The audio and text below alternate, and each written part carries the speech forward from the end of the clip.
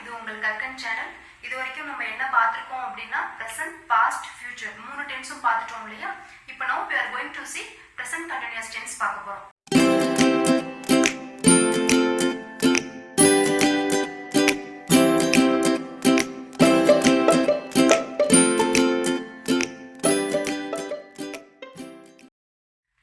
present continuous tense வந்து எந்தெந்த situations எல்லாத்துலயுமே வருது அப்படிங்கறத நம்ம ஃபர்ஸ்ட் பார்த்துருவோம். தென் அதுக்கப்புறம் எப்போதும் போல அதோடைய ரூல்ஸ் பார்த்துட்டு அதை எப்படி எஸ்ஆர்ஓல அப்ளை பண்றது, அதை எப்படி இன்ஃபர்மேஷன் கொஸ்டின்ஸ்ல அப்ளை பண்றது அப்படின்னு பார்க்கலாம். ஃபர்ஸ்ட் திங் பாருங்க, present continuous tense எங்கெங்கெல்லாம் வருது அப்படின்னு பாத்தீங்கன்னா, முதல்ல what do you mean by present continuous tense? Continuous அப்படின்னாலே என்ன? ஒரு செயல் வந்து தொடர்ச்சியா வந்து நடந்து கொண்டே இருக்கிறது. அதான இப்ப பாருங்க, நான் வந்து உங்களுக்கு இங்கிலீஷ் வந்து சொல்லி கொடுத்துட்டு இருக்கேன், நீங்க அதை வந்து கேட்டுட்டு இருக்கீங்க. அப்போ இந்த ஆக்ஷன் வந்து நமக்கு தொடர்ச்சியா நடந்துட்டு இருக்கு இல்லையா?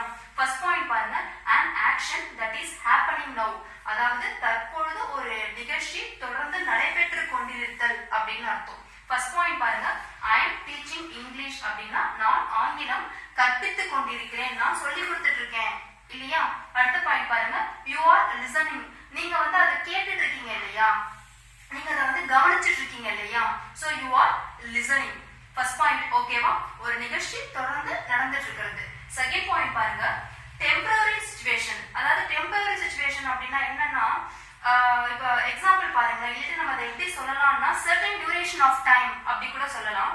இப்போ he is looking for a job அப்படின்னா அவர் வந்து ஒரு வேலை தேடிட்டு இருக்காரு அப்படின்னு அர்த்தம். பட் இப்போ இந்த நேரத்துல அவர் வந்து வேலை தேடிட்டு இல்லை. இப்போ உதாரணத்துக்கு நீங்க வந்து உங்க ஃப்ரெண்டை போய் மீட் பண்றீங்க, என்ன பண்ணிட்டு இருக்க அப்படின்னு கேக்குறீங்க, இல்ல நான் வேலை தேடிட்டு இருக்கேன், ஐ லுக்கிங் ஃபார் a job அப்படின்னு சொல்றாங்க. நீங்க இப்போ உங்க ஃப்ரெண்டு கிட்ட பேசிட்டு தான் இருக்கீங்க. இதை பேசிட்டு இருக்கிற நேரத்துல அவர் ஒன்றும் வேலை தேடி எங்கேயுமே போகல. சோ அவர் வந்து ஒரு என்ன சொல்றாரு, நான் வந்து இப்போதைக்கு வேலை தேடிக்கிட்டு இருக்கேன் அப்படின்னு சொல்றாரு. அடுத்த ஒரு எக்ஸாம்பிள் பாருங்க, he is learning abacus அப்படின்னா அவன் வந்து abacus கத்துட்டு இருக்கான் அப்படின்னு அர்த்தம். he is learning abacus, அவன் abacus கற்றுக்கொண்டிருக்கிறான் அப்படின்னு அர்த்தம். இப்ப அவன் abacus கத்துட்டு இல்ல, இப்ப அவன் வீட்டுல தான் இருக்கான். அவங்க அம்மா சொல்றாங்க, அவன் வந்து abacus கிளாஸ் கூட என் பையன் வந்து போயிட்டு இருக்கான் அப்படின்னு சொல்றாங்க. புரியுதா உங்களுக்கு? சோ இதே மாதிரி வர டெம்பரரி சிச்சுவேஷன்ஸ் எல்லாத்துலயுமே நம்ம வந்து present continuous tense யூஸ் பண்ணலாம். இப்போ நீ என்ன பண்ணிட்டு இருக்க அப்படின்னா, I am pursuing BA journalism, I am doing BSc computer science, he is doing BA journalism, அவன் வந்து BA journalism படிச்சிட்டு இருக்கான் அப்படின்னு. இப்போ இன்னைக்கு அந்த பையன் வந்து BA journalism வந்து இப்போதைக்கு அவன் காலேஜ்ல இருக்கான் அப்படிங்கிற அர்த்தம் கிடையாது. தற்சமயம் டெம்பரரியா அந்த பையன் வந்து BA journalism படிச்சிட்டு இருக்கான் அப்படின்னு அர்த்தம். இது ஒரு 4 years கோர்ஸ், அவ்வளவுதான். ஒரு certain duration of timeல இது வந்து நடக்குது. சோ இதே மாதிரி ஒரு சிச்சுவேஷன்ஸ் எல்லாத்துலயுமே நம்ம வந்து present continuous tense யூஸ் பண்ணலாம். ஓகேவா? இது ரெண்டு பாயிண்ட். அடுத்து இன்னும் வேற எங்கெல்லாம் யூஸ் பண்றோம் அப்படின்னு நம்ம பார்க்கலாம். நெக்ஸ்ட் பாருங்க, future actions. future actionsக்கும் நம்ம present continuous tense தாராளமா யூஸ் பண்ணலாம். எக்ஸாம்பிள் பாருங்க, புரியும். I am going to meet him tomorrow, நான் நாளை அவரை சந்திக்க போகிறேன். அடுத்தது பாருங்க, we are going to Kodaikanal next week. இப்போ உங்க ஃபேமிலில எல்லாம் பிளான் பண்ணிருக்கீங்க, நெக்ஸ்ட் வீக் வந்து ஒரு ட்ரிப் போலாம், ஒரு ஊட்டி, ஒரு ஏற்காடு, அது மாதிரி ஏதோ ஒரு இடத்துக்கு போகலாம் அப்படின்னு நீங்க வந்து பிளான் பண்ணிருக்கீங்க. சோ இது வந்து ஒரு திட்டமிட்ட செயல், பிளான்ட் ஆக்ஷன் தான் இல்லையா? கண்டிப்பா நீங்க போக போறீங்க. சோ இதே மாதிரி வர சிச்சுவேஷன்ஸ்லயும் நீங்க தாராளமா வந்து present continuous tense யூஸ் பண்ணலாம். ஃபியூச்சர்லயும் பேசலாம், எப்படி சொல்றது, we will go to Kodaikanal next week அப்படியும் பேசலாம். present continuous tenseலயும் பேசலாம், தப்பு கிடையாது. புரியுதா? we are going to Kodaikanal next week. அடுத்த பாயிண்ட் பாருங்க, repeated action. repeated action அப்படின்னா என்னன்னா, ஒரு விஷயம் வந்து தொடர்ச்சியா வந்து கண்டினியூஸா வந்து செஞ்சுட்டே இருக்கிறது. இப்ப பாருங்க, he is always doing like this அப்படின்னா அவன் எப்போதுமே இதே மாதிரி தான் செஞ்சுட்டே இருக்கான் கிளாஸ்ல.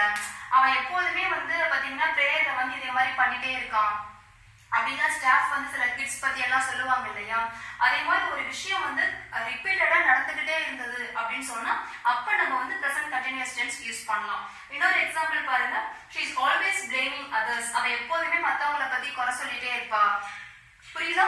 இதே மாதிரி ஒரு சிச்சுவேஷன்ஸ்லயே நம்ம வந்து present continuous tense யூஸ் பண்ணலாம். சோ அந்த 4 பாயிண்ட்ஸ் மட்டும் ஞாபகம் வச்சுக்கோங்க. an action that is happening now, அது ஒரு பாயிண்ட். தென் வந்து temporary situation or certain period of time அப்படின்னு பார்த்தோம், அது ஒரு பாயிண்ட். தென் வந்து ஃபியூச்சர் ஆக்ஷன்ஸ், ரிப்பீட்டட் ஆக்ஷன். மேக்ஸிமம்ஸ் நீங்க இதெல்லாம் நீங்க ஞாபகம் வச்சுக்கிட்டாலே போதும். அப்புறம் இன்னும் பாத்தீங்கன்னா நம்மளுடைய ஹாபிஸ் சொல்லுவோம் இல்லையா, அதுல கூட நம்ம வந்துட்டு கண்டினியூஸ்ல பேசலாம். இப்ப எப்படி சொல்லலாம்னா, I like reading books, I like listening music. அதே மாதிரி கூட நம்ம கண்டினியூஸ் கண்டினியூஸ் டென்ஸ்ல நம்ம அதையும் நம்ம வந்து அதுல யூஸ் பண்ணலாம். சரியா? அடுத்து நம்ம அதோடைய ரூல்ஸ் பார்த்துட்டு அதை எப்படி அப்ளை பண்றது அப்படின்னு பார்ப்போம். ரூல்ஸ் மட்டும் பாத்தீங்கன்னா கொஞ்சம் ஜாஸ்தியா இருக்கும். ஏன்னா ஒவ்வொரு சப்ஜெக்ட்ஸ்க்கும் நீங்க ஒவ்வொரு ரூல் அப்ளை பண்ற மாதிரி இருக்கும். நம்ம இப்ப பாஸ்ட் ஃபியூச்சருக்குலாம் பாத்தீங்கன்னா இப்ப பாஸ்ட்டுக்கு டிட் அப்படிங்கிற ஒரே ஒரு சப்போர்ட்டிங் வேர்ப் தான் யூஸ் பண்ணோம். ஃபியூச்சருக்கு பாத்தீங்கன்னா வில் அப்படிங்கிற ஒரே ஒரு சப்போர்ட்டிங் வேர்ப் தான் யூஸ் பண்ணோம். இது கொஞ்சம் ஞாபகம் வச்சுக்கோங்க. நீங்க அந்த ஞாபகம் வச்சு நீங்க நிறைய சென்டென்ஸ்ல அப்ளை பண்ணி பாத்தீங்கன்னா நமக்கு இது ஈஸியா நமக்கு ஆட்டோமேட்டிக்கா நமக்கு மைண்ட்ல ஸ்டோர் ஆயிடும். கண்டினியூஸ் பொறுத்த வரைக்கும் ஒரே ஒரு விஷயம் ஞாபகம் வச்சுக்கோங்க, அது ஐஎன்ஜி ஃபார்ம்ல தான் அது இருக்கும். சரியா? இப்ப பாருங்க, ஐ அப்படிங்கிற சப்ஜெக்ட் வந்ததுன்னா இதுதான் rule. am plus verb plus ing. he she it வந்ததுன்னா is plus verb plus ing. Subject we you they வந்ததுன்னா are plus verb plus ing. இதான் இதோட ரூல். இப்படிதான் அப்ளை பண்ணணும். சரியா? இப்போ ஒரு எக்ஸாம்பிள் சென்டென்ஸ் பாருங்க. I am reading. I am reading அப்படின்னா என்ன? நான் படித்துக் கொண்டிருக்கிறேன் அப்படின்னு அர்த்தம். இப்ப நம்ம கேள்வி கேட்கணும். SR not type questions-னால அப்படிதானே. இப்ப நம்ம கேள்வி கேட்கணும், நீ படித்துக் கொண்டிருக்கிறாயா அப்படின்னு. இப்ப ஐ வந்து எப்படி மாறும்? யூவா மாறும். யூ அப்படிங்கிற சப்ஜெக்ட் வந்தா என்ன நம்ம சப்போர்ட்டிங் வேர்ப் யூஸ் பண்ணணும்? ஆர் அப்படிங்கிற சப்போர்ட்டிங் வேர்ப் தான் யூஸ் பண்ணணும். அப்போ ஆர் யூ ரீடிங்? ஏன்னா வேர்ப் வந்து இந்த இடத்துல ரீட் இல்லையா? வேர்ப் வந்து ரீடு. வேர்போட என்ன சேர்த்துக்கணும்? ஐஎன்ஜி ஃபார்ம் சேர்த்துக்கணும். அப்ப ஆர் யூ ரீடிங்? நீ படித்துக் கொண்டிருக்கிறாயா? இது வந்து இப்ப நடந்துட்டு இருக்கிற ஒரு விஷயம். ஐ எம் ரீடிங்னா நான் படித்துக் கொண்டிருக்கிறேன் அப்படின்னு அர்த்தம். நீ படித்துக் கொண்டிருக்கிறாயான்னு கேள்வி கேட்கணும் அப்படின்னா ஆர் யூ ரீடிங்? நீ படித்துக் கொண்டிருக்கிறாயா? புரியுதா? ஆம் நான் படித்துக் கொண்டிருக்கிறேன் அப்படின்னா எஸ் ஐ எம் ரீடிங். இல்லை நான் படித்துக் கொண்டிருக்கவில்லை அப்படின்னா நோ ஐ எம் நாட் ரீடிங்னு போடணும். ஆம் இட் ஆம் நாட் அப்படின்னு யூஸ் பண்ணக்கூடாது. No I am not reading அப்படிதான் சொல்லணும். சரியா? கிளியரா? இன்னும் நிறைய எக்ஸாம்பிள்ஸ் பார்ப்போம். பிரசன்ட் கண்டினியூஸ் டென்ஸுமே அப்படிதான். நான் 2 வீடியோவா கொடுக்குறேன். ஒரே வீடியோல எல்லாத்தையுமே போட்டு நம்ம போட்டு டம்ப் பண்ணிக்க வேண்டாம். நம்ம பொறுமையா நிறைய எக்ஸாம்பிள்ஸோட 2 வீடியோவா பார்க்கலாம். இன்னும் நம்ம நிறைய எக்ஸாம்பிள்ஸ் பார்ப்போம். உங்களுக்கு கண்டிப்பா கிளியரா புரிஞ்சிடும். இன்னொரு எக்ஸாம்பிள் பாருங்க. ஐ am playing. I am playing அப்படின்னா நான் விளையாடி கொண்டிருக்கிறேன் அப்படின்னு அர்த்தம். நீ விளையாடி கொண்டிருக்கிறாயா கேள்வி கேட்கணும் இல்லையா? ஐ வந்து யூவா மாறிடுது. யூ அப்படிங்கிற சப்ஜெக்ட் வந்ததுன்னா ஆர் அப்படிங்கிற சப்போர்ட்டிங் வேர்ப் தான் யூஸ் பண்ணணும் அப்படின்னு நம்ம ரூல்ல பார்த்தோம். அப்போ ஆர் யூ பிளே தான் இந்த இடத்துல வேர்ப். வேர்போட ஐஎன்ஜி போட்டுக்கணும் இல்லையா? அப்ப ஐஎன்ஜி சேர்த்துட்டு ஆர் யூ பிளேயிங்? நீ விளையாடி கொண்டிருக்கிறாயா? எஸ்ஆர் நோ டைப் क्वेश्चनக்கு நமக்கு என்ன ரூல் பார்த்தோம்? Supporting verb, subject, verb.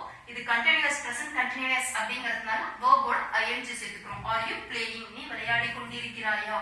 S I am playing. ஆம் நான் விளையாடி கொண்டிருக்கிறேன். No I am not playing. இல்லை நான் விளையாடி கொண்டிருக்கவில்லை. இன்னொரு எக்ஸாம்பிள் பாருங்க. they are talking. அவர்கள் பேசிக் கொண்டிருக்கிறார்கள் அப்படின்னு அர்த்தம். அவர்கள் பேசிக் கொண்டிருக்கிறார்களா கேள்வி கேட்கணும் இல்லையா? அப்ப எப்படி நம்ம பண்ணுவோம்? சப்போர்ட்டிங் வேர்ப் ஆர் யூஸ் பண்ணியாச்சு. ஏன்னா தே அப்படிங்கிற சப்ஜெக்ட் வந்திருக்கு. தேங்கிற சப்ஜெக்ட் வந்ததுன்னா ஆர் தான் யூஸ் பண்ணணும். அதுக்கப்புறமா சப்ஜெக்ட், தென் வேர்ப். டாக் அப்படிங்கறதா இந்த இடத்துல வேர்ப். டாக் அப்படிங்கிறது தான் வேர்ப். வேர்போட ஐஎன்ஜி சேர்க்கணும் இல்லையா? So talking. Are they talking? அவர்கள் பேசிக் கொண்டிருக்கிறார்களா? இது எல்லாமே வந்து தற்பொழுது வந்து நடந்துட்டு இருக்கிற ஒரு ஆக்ஷன். ஒரு group of set of members அங்க நின்று பேசிட்டு இருக்காங்க. நீங்க கேக்குறீங்க, ஒருத்தவங்க கேக்குறாங்க ஆர் தே டாக்கிங்? அவர்கள் பேசிக் கொண்டிருக்கிறார்களா அப்படின்னு கேக்குறாங்க. அவங்க பேசிட்டு இருந்தாங்க அப்படின்னா yes they are talking now. ஆமாம் அவர்கள் இப்போது பேசிக் கொண்டிருக்கிறார்கள் அப்படின்னா நீங்க நவ் அப்படிங்கிற ஒரு வேர்ட் கூட எக்ஸ்டெண்ட் பண்ணிக்கலாம். Yes they are talking now. ஆமாம் அவர்கள் பேசிக் கொண்டிருக்கிறார்கள். இல்ல அவங்க பேசிட்டு இல்ல பேசிக் கொண்டிருக்கவில்லை அப்படின்னா no they are not are it talking. புரியுதா? அடுத்து இன்னொரு எக்ஸாம்பிள் பாருங்க. she is dancing. she is dancing அப்படின்னா அவள் ஆடிக்கொண்டிருக்கிறாள் அப்படின்னு அர்த்தம். அவள் ஆடிக்கொண்டிருக்கிறாளா அப்படின்னு நம்ம கேள்வி கேட்கணும். அப்ப என்ன கேட்கணும்? is she dancing? ஏன் is she dancing னு போடுறோம்?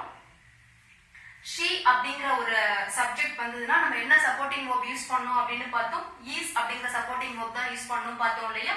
So supporting verb first is போட்டாச்சு. then subject she, verb dance அதோட ஐஎன்ஜி சேர்த்தாச்சு. is she dancing?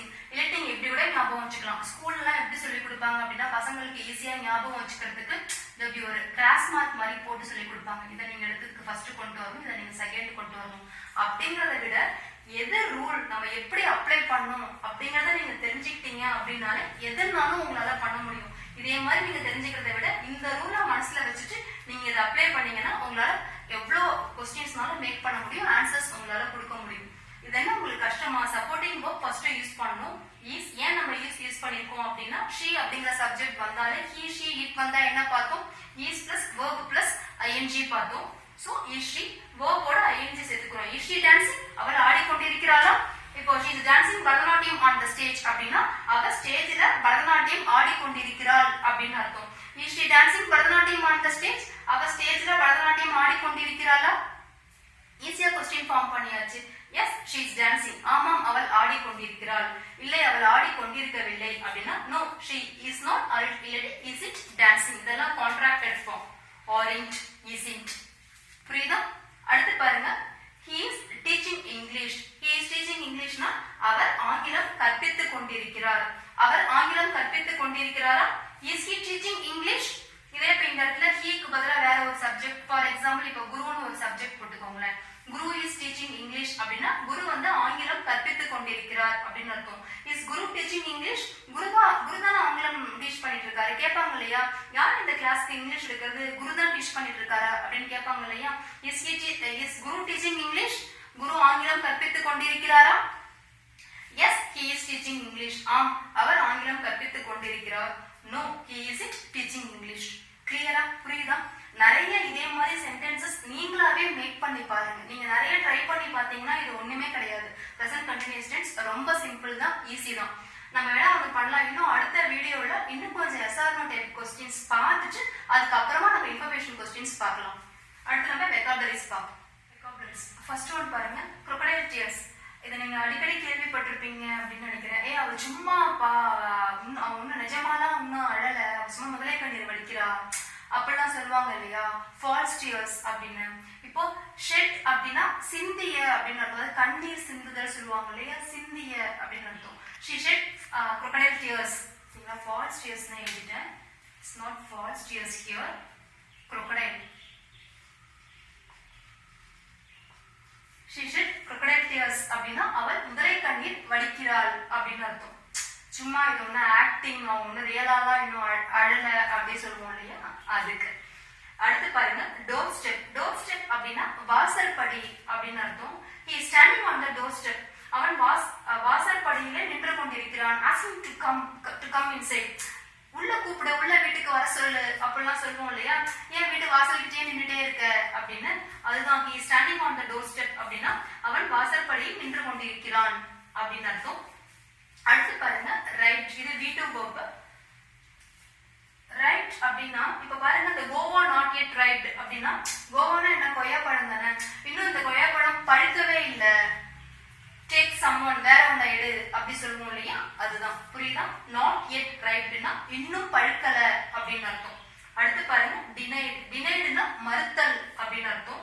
he denied his obligation அப்படின்னா, obligation அப்படின்னா ஒரு கோரிக்கை அப்படின்னு வச்சுக்கோங்களேன். அவருடைய கோரிக்கையை நிராகரித்தார் அப்படின்னு அர்த்தம். denied means மறுத்தல், நிராகரித்தல் அப்படின்னு அர்த்தம். அடுத்து பாருங்க, orthodox. orthodox அப்படின்னா ஒரு ஆச்சாரமான அப்படி சொல்லுவாங்க இல்லையா? she has come from an orthodox family அப்படின்னா அவள் வந்து ஒரு ஆச்சாரமான குடும்பத்திலிருந்து வந்திருக்கிறாள் அப்படின்னு அர்த்தம். ஓகேவா? ஓகே, சப்ஸ்கிரைப் பண்ணுங்க. உங்களுக்கு என்ன டவுட்னாலுமே கமெண்ட் பண்ணுங்க. நம்ம நெக்ஸ்ட் வீடியோல பிரசன்ட் கண்டினியூஸ் டென்ஸோட பார்ட் 2 நம்ம வந்து நெக்ஸ்ட் வீடியோல பார்க்கலாம்.